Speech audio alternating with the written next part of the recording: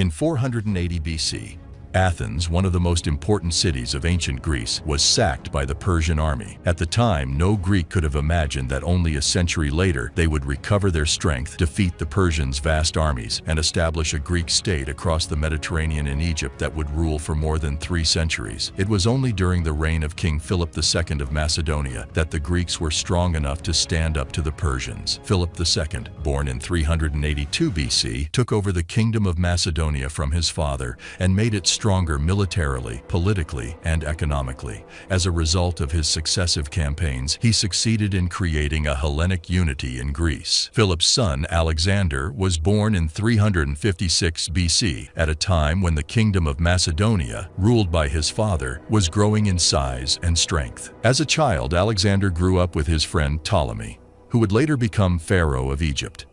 Ptolemy, presumably the son of Lagus, a Macedonian nobleman, had the good fortune to study philosophy, science, mathematics, and politics with Aristotle, as well as physical training such as military training, martial arts, horseback riding, and hunting. Alexander ascended to the throne of Macedonia at the age of 20, following the death of his father, Philip II, in 336 BC. Ptolemy, who had been by Alexander's side since childhood, was chosen as one of his 7 personal bodyguards, called somatophylakes in Greek, after Alexander's accession to the throne. The fact that he was chosen for such an important position was an indication of how much Alexander trusted him. From the moment he ascended the throne at a young age, Alexander's sole aim was to embark on a great campaign of conquest in the East. However, soon after he ascended the throne, some Greek city-states rebelled against Alexander, seeking to take advantage of his inexperience as a young man. Alexander decided to lead his army himself and go to southern Greece to show his superiority to the people and make them accept him. His advisors warned him not to undertake a military campaign, but instead to resolve the conflict through diplomatic means. However, Alexander ignored these warnings, gathered his military strength, and began his advance with an army of 3,000 men. He defeated the rebel armies one by one and gained control over the Greek city-states. Returning triumphantly to Macedonia from his journey to the south, Alexander now had no obstacles left in front of him to start the great conquest movement he had dreamed of. Alexander, who completed his preparations in the spring of 334 BC with an army of 40,000 people, began his great campaign. He crossed the Dardanelles into Asia and met the Persian satrapal army at the Granicus River. Alexander immediately put his army in battle formation. He managed to win a great victory over the Persian army by applying a skewed battle formation. With this victory, the dominance of the Persian state in Asia Minor was destroyed, and the Macedonian army paved the way. After this victory, Alexander followed the coastline and captured coastal cities such as Sardis, Miletus, and Halicarnassus. After completely conquering Lycia, he headed inland and captured Lydia and Phrygia. He then turned south and came to the Cilician coast. As the Macedonian army was about to cross the Nur Mountains and head towards Syria, Alexander received the news that the Persian king Darius was approaching the Macedonian army from the north. He immediately ordered his army into battle formation and met Darius's troops. In this battle, called the Battle of Issos, he succeeded in defeating the Persian army, which was twice the number of the Macedonian army. After the great victory, he followed the coastline with his army and captured the cities one by one. In the fall of 332 BC, Alexander, with the Macedonian army under his command, arrived in front of the city of Pelusium in the northeast of the Nile Delta to conquer Egypt, his next target. Mazakes, the Persian satrap of Egypt, who had heard in advance of the Persian army's great defeat at the hands of the Macedonian army, was aware that he did not have the power to defeat Alexander. Therefore, he surrendered all of Egypt to Alexander without any resistance. Thus, the Egyptian satrapy was annexed to Macedonia. After conquering Egypt, Alexander traveled to the capital Memphis, where he offered sacrifices to the Egyptian god Apis and other gods. He won the hearts of the Egyptians with this gesture because, unlike the Persians, Alexander tolerated the Egyptians in the field of religion and made offerings to their gods. Alexander was welcomed as a savior by the Egyptian people and proclaimed Pharaoh of Egypt by the Egyptian priests. In this way, he was able to make Egypt a part of his empire without facing any rebellion. However, he preserved the local administrative structures and Egypt's traditional systems of governance. He thought that this would make it easier for Egyptians to accept foreign rule. In the same year, on Alexander's orders, construction began in the Nile Delta on the city of Alexandria, which would later become the intellectual and cultural center of the region, combining Greek culture and Egyptian traditions. After conquering Egypt, Alexander marched northward with his army to deal the final blow to the Achaemenid Empire. In October 331 BC, he defeated the Persian army for the third and last time at the Battle of Gaugamela, near the Tigris River. After the battle, the entire territory of the Achaemenid Empire was captured. Alexander had now eliminated the Achaemenid Empire and was the new ruler of the known world. Alexander did not enjoy his immense power for long. He died suddenly in Babylon in 323 BC. Alexander had no son to succeed him, so it was not clear who would inherit the throne of the Macedonian Empire. A council was held in Babylon among the leading generals of Macedonia to discuss who should inherit the empire. According to the decision taken at the council, if Alexander's pregnant Persian wife, Roxana, gave birth to a male child, he would rule. In the meantime, Perdiccas, one of Alexander's generals, was given the right to rule the empire as regent. In addition, various satrapies of the empire were given to important generals of Alexander. Ptolemy, one of Alexander's friends and generals, was given the satrapy of Egypt. Ptolemy had been chosen as one of Alexander's 7 personal bodyguards after his accession to the throne, and had served successfully as one of Alexander's commanders in the campaign against Persia.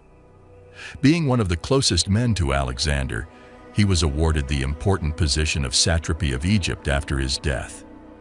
At the council in Babylon, it was decided that Alexander's funeral would be carried out according to his will. However, Perdiccas broke the plan and wanted to bury Alexander in Macedonia. By doing this, Perdiccas wanted to gain a claim to rule the entire Macedonian Empire. Burying Alexander's body in Macedonia would strengthen his hand in taking over Alexander's empire. Ptolemy was aware that if this happened, Perdiccas would be able to claim the throne of the Macedonian Empire ahead of the other generals. He did not want to be a spectator to this situation. Therefore, when Alexander's hearse was ready, he took action and convinced Arrhidaeus, who was responsible for the transportation of the hearse, to smuggle Alexander's body to Egypt and bury Alexander's body in the capital Memphis. For each of the generals who wanted to establish absolute rule in the Macedonian Empire, Alexander's body was a potential political weapon. It was therefore very important for Ptolemy to have Alexander's tomb in Egypt. This would legitimize his rule. However, unlike Perdiccas, he was not interested in the throne of the Macedonian Empire, which Alexander's most powerful generals aspired to, but instead wanted to establish a smaller but well-established kingdom in Egypt. Accordingly, Ptolemy's first act after arriving in Egypt was to kill Cleomenes, whom Perdiccas had appointed as the deputy satrap of Egypt. With all these actions, Ptolemy had earned the enmity of Perdiccas. Therefore, it was only a matter of time before Perdiccas made a move against him. Aware of the situation, Ptolemy formed an alliance with Antipatros, one of the generals of the Macedonian Empire, against Perdiccas. However, this alliance was not enough to counter Perdiccas. Ptolemy thought that he needed to have a bigger army in order to maintain his dominance in Egypt. To this end, he began to recruit mercenaries in Egypt, even though Alexander had previously forbidden satraps to have their own mercenaries. In 321 BC, Perdiccas decided to go on a campaign against Ptolemy. He left Babylon with his army, which included generals such as Pithon, Antigenes, and Seleucus as officers. Advancing through Syria and Palestine, he arrived in front of the city of Pelusium in the northeast of Egypt. Ptolemy, who had already heard that Perdiccas was going on a campaign against him, had deployed his army west of Pelusium and the Nile. Perdiccas, seeing Ptolemy's army in front of him, started to move towards the south in order to find a suitable place to cross the Nile. Ptolemy, on the other hand, followed him from the west bank of the river to prevent Perdiccas from crossing to the west of the river. After advancing for some time, Perdiccas finally found a shallow place to cross the river. But to get his army safely across, he had to capture the small fortress built across the ford, Camel's Rampart. Perdiccas ordered his army to attack the fortress, but his soldiers were unable to breach its defenses. After a while, Ptolemy came to the aid of the garrison forces with his army and managed to push Perdiccas' army back. Perdiccas' army suffered significant losses. However, these losses were not so great that Perdiccas was forced to retreat and cancel the campaign. Perdiccas believed that if he could somehow cross to the west bank of the river, he could defeat Ptolemy. He continued his southern advance in the hope of finding a new point of crossing. After a while, he found a crossing point with an islet in the center of the Nile. Before leading his troops across, he placed his elephants on the south side of the river to reduce the intensity of the waves and ordered his troops to cross. However, sometime after the armies began to cross, the elephants began to sink into the mud. Thus, the water level of the river began to rise rapidly. This was a disaster for Perdiccas' troops. Perdiccas stopped his troops from crossing the river to prevent them from drowning before they had even started to cross the river. He then ordered his soldiers, who had managed to set foot on the island in the center of the river, to cross back to the east bank. But the waters of the river were now much rougher. The majority of the soldiers drowned as they tried to cross to the east bank. Thus, Perdiccas lost a significant number of his soldiers before he even reached the west bank of the Nile. The soldiers were furious with Perdiccas that their comrades in arms had died for nothing. The army had suffered heavy losses before it had even fought a major battle, and there was little hope for the future of the campaign among the soldiers. After the heavy losses, Perdiccas' allies Pithon, Antigenes, and Seleucus agreed with the soldiers. According to them, the campaign had been a failure, and Perdiccas had shown that he did not deserve to be regent of the Macedonian throne. Aware of the grumblings among the soldiers, these three generals entered Perdiccas' tent, killed him, canceled the expedition, and left Egypt with the soldiers. Thus, Ptolemy, who no longer had any obstacle in his way to establish an independent state in Egypt, achieved his goal and succeeded in establishing the Hellenistic Ptolemy kingdom, which would rule in Egypt for centuries. Ptolemy firstly aimed to secure his reign in Egypt and then to expand the borders of the country. For this reason, he attached importance to building a strong army in Egypt. He added mercenaries to his army with a budget of 8,000 talents in the Egyptian treasury. He also took under his patronage about 160 warships left by Alexander. Thus, the Hellenistic Egyptian army was strengthened in quantity and quality. Thanks to this military power, the borders of the newly established kingdom of Ptolemy began to expand rapidly. During the reign of Ptolemy II, the son of Ptolemy, the borders extended to Syria, Cyprus, the Aegean Islands, and Crete. The first three Ptolemy kings were militarily strong and successful rulers. However, the rulers who followed them were often not successful rulers. The activities of these weak rulers led the state into a long period of decline. While the Ptolemaic kingdom was in decline in Egypt, the Roman Republic, which was still a small state when the Greeks conquered Egypt, had rapidly expanded its territory over time and had become a great empire. By the 1st century BC, it was only a matter of time before the Roman Republic and Egypt came face to face. The kingdom of Ptolemy, which had been in decline for many years, faced a greater threat than it had ever faced since its foundation, the Roman Republic. But Cleopatra, one of the heirs to the Egyptian throne, was not about to surrender Egypt to Rome so easily. Cleopatra would restore Egypt to its former power, and more than that, she would bring the Roman Empire to the brink of collapse. Cleopatra's emergence as such a significant threat to Rome was attributed to her charm and intelligence, which had caught the attention of Egyptian nobility during her youth. At the age of 17, after the death of her father, Ptolemy XII, his will decreed that she should co-rule Egypt with her younger brother. Yet the Egyptian nobles knew they could not manipulate a woman as astute as Cleopatra. Consequently, they sought to dethrone her in favor of her 11-year-old brother, Ptolemy XIII. Pothinus, the chief advisor to Ptolemy XIII, consistently incited him against Cleopatra. Eventually, these provocations bore fruit, and in 49 BCE, with the support of the nobles, Ptolemy exiled Cleopatra to Syria. Pothinus believed Cleopatra was no longer a threat. In her absence, he intended to manipulate the young pharaoh Ptolemy and rule Egypt from behind the scenes. But things would not turn out as he hoped. Cleopatra managed to form an army of loyal soldiers, even while in exile. In 48 BCE, Cleopatra appeared before the city of Pelusium in northeastern Egypt with her assembled army. Her goal was to defeat the Egyptian army commanded by her brother and claim the throne of Egypt. Upon learning of Cleopatra's arrival with her forces, Ptolemy XIII set out to confront her. Egypt was not the only country in civil strife at that time. The Roman Republic was also experiencing a civil war. Julius Caesar had defeated his rival Pompey the Great at the Battle of Pharsalus.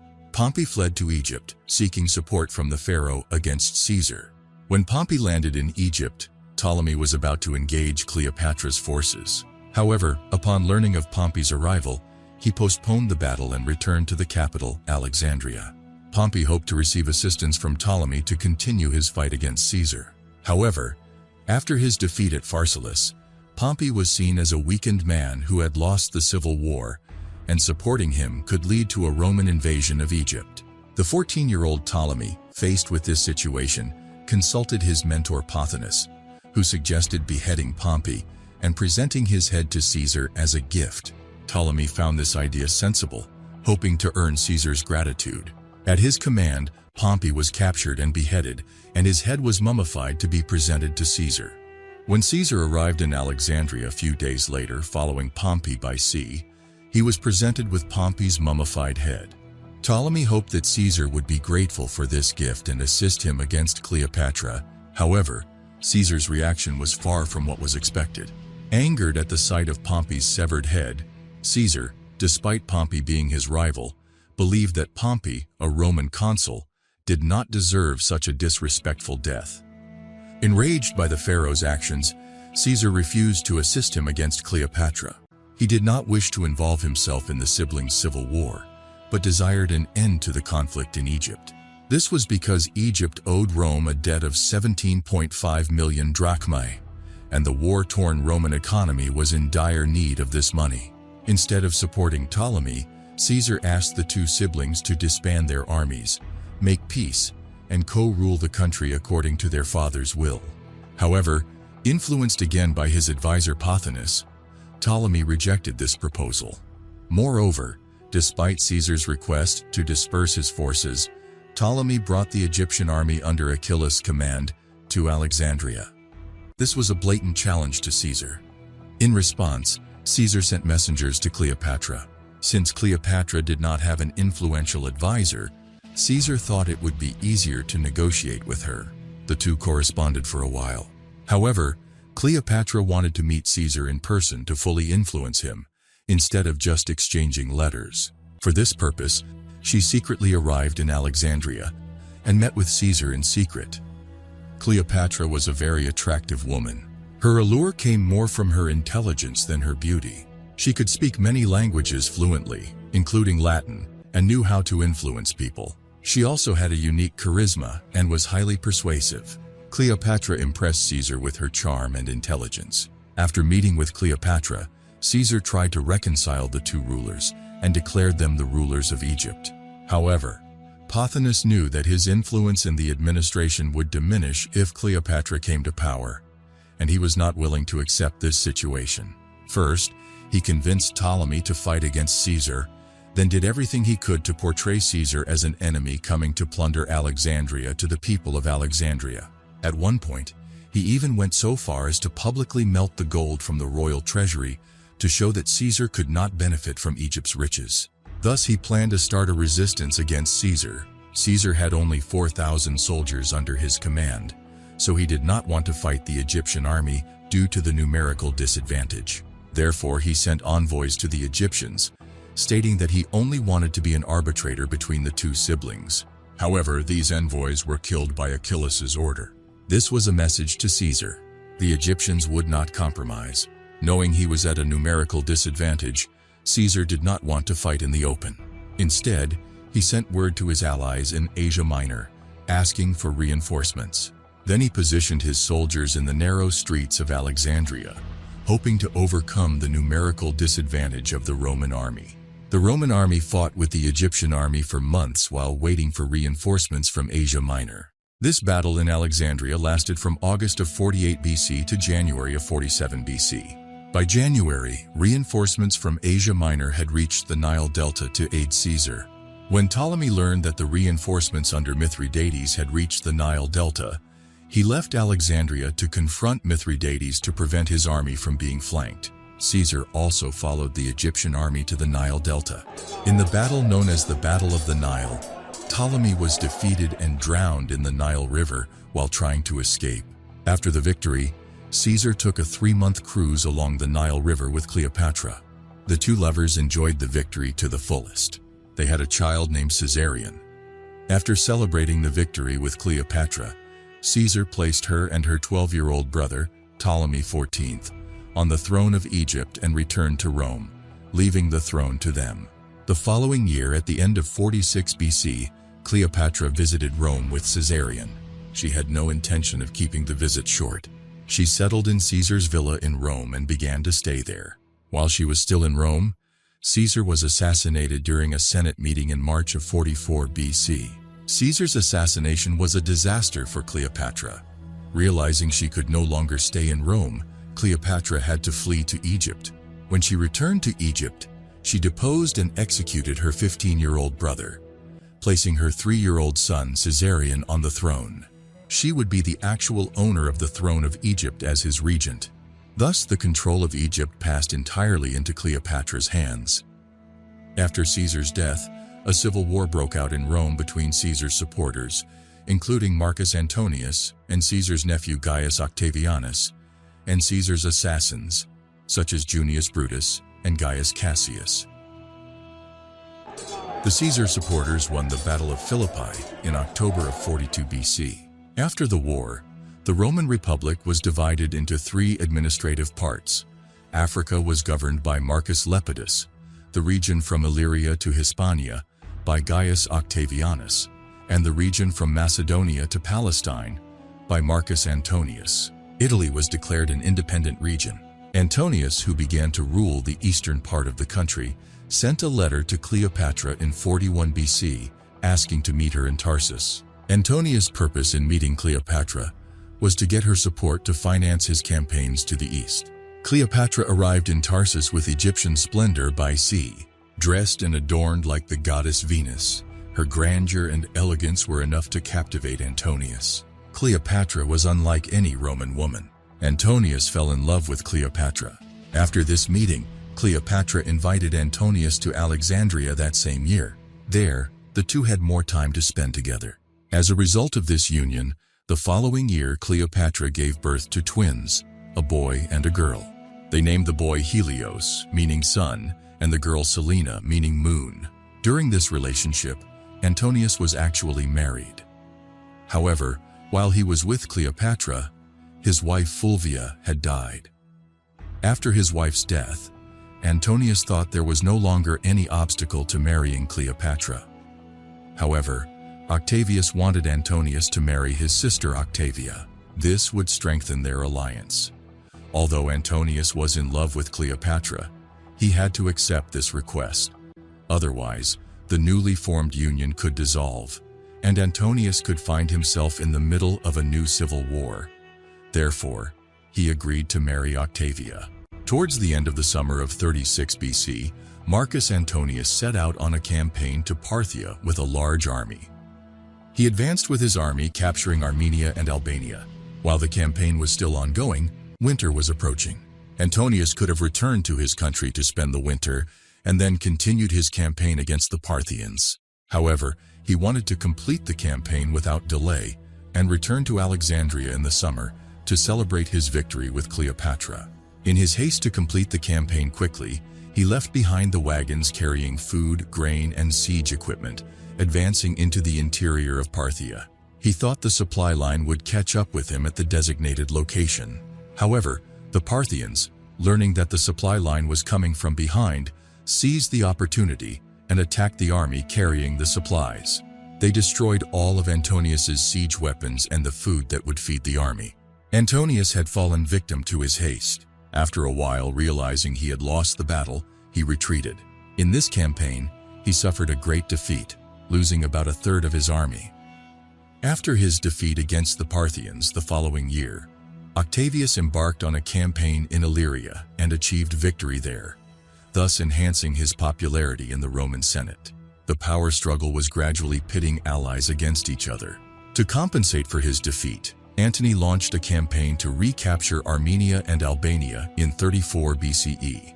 Surprisingly, he did not march against the Parthian territory this time. Instead, he celebrated his victory by entering Alexandria with a triumphal procession. During his initial campaign against the Parthians, Antony had sought military support from Octavius, but he did not receive the expected assistance. Disappointed, Antony did not take immediate action, but he felt increasingly alienated from the Roman Senate. Octavius, on the other hand, was close to the Senate due to the strategic location of the Roman territories under his control. These factors left Antony feeling excluded from Roman politics, and he began to feel a stronger connection to Cleopatra. Following the celebrations in Alexandria, Antony made land grants to Cleopatra and her children under the title of Donations of Alexandria. The eastern regions, including Albania, Armenia, Cilicia, Phoenicia, Syria, and the eastern part of Libya, were bequeathed to Cleopatra and her offspring. Antony did not stop there. He divorced his wife Octavia and married Cleopatra, establishing a new dynasty. Together, Antony and Cleopatra would rule their kingdom, and upon their deaths, the lands would pass to their children. However, Octavius had no intention of overlooking these gifts. He publicly read Antony's donations in the Roman Senate, emphasizing that the eastern Roman territories were granted to Cleopatra and Antony with the intention of creating a separate kingdom. The Senate could not accept these donations, and Octavius, with the Senate's support, declared war on Cleopatra. In 31 BCE, the armies of Antony and Cleopatra, along with the Roman and Egyptian soldiers, faced Octavius's forces. In the naval battle known as the Battle of Actium, Octavius emerged victorious. Cleopatra and Antony managed to break the siege by escaping to Egypt with their treasure-laden ships. Octavius pursued them to Alexandria. After several months of resistance, the Roman army entered the city, setting it ablaze. Fearing capture by Octavius, Antony took his own life by stabbing himself. Although the wound was not immediately fatal, his soldiers brought him to Cleopatra. Eventually, Antony died in Cleopatra's arms. At this point, Cleopatra had lost her husband and was on the verge of losing the Egyptian throne. Having been deposed once by her brother, she now preferred to die as a queen rather than suffer further humiliation. She consumed poison and ended her life. With Cleopatra's death, Egypt fell into Roman hands, and the last line of ancient Egyptian history ended with Cleopatra's death. If you enjoyed the video, please consider liking and commenting to help it reach more people. You can also subscribe to the channel to make sure you don't miss any upcoming ancient history videos.